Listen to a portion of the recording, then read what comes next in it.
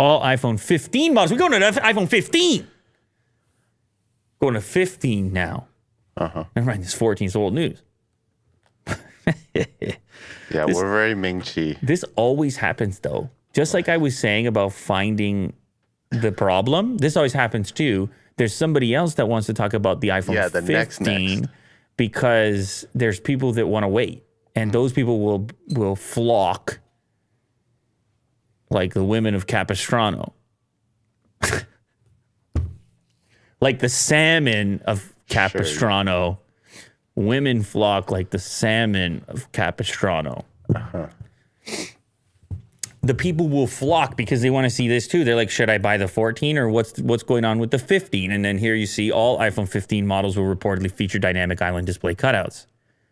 But the standard variants might not include ProMotion displays until 2024. Don't get me started on this, Will. Because I just made an entire video on the topic of the difference, the gap between the Pro model and the regular model. And right now, I don't see a reason to buy the 14 non-Pro model.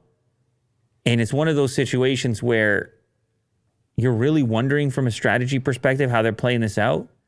Did they know? Like, this is Apple. They're smart. Like, they need to know way in advance. Production numbers, things like this.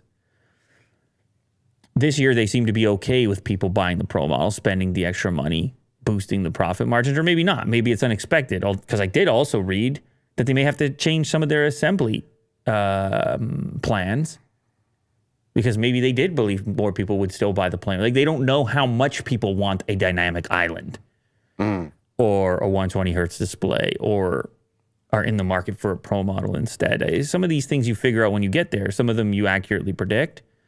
Others not so much. Like the fact that there's been reports that the iPhone Mini and SE actually did better than the new iPhone 14 and the Plus model. I don't know. There's a lot of numbers out there. But anyway, they will roll it out apparently slowly as far as the standard model is concerned.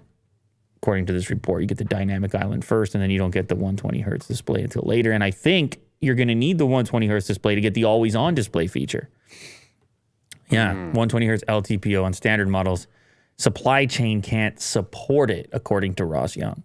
So, and look, our old pal Gordon Kelly is in the chat. Any news on the iPhone 15 range? Surely 120 hertz cannot remain a Pro exclusive, and the pill must come to standard models if Apple wants wholesale developer adoption. See, he's going after him.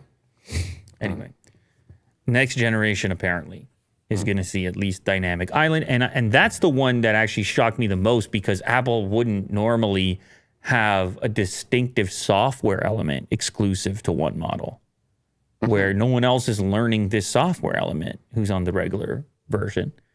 And again, he mentions developers developing your little notifier, widget, whatever you might want around Dynamic Island. I don't even know what you're allowed to do at the moment, but you need the big footprint to make it worthwhile.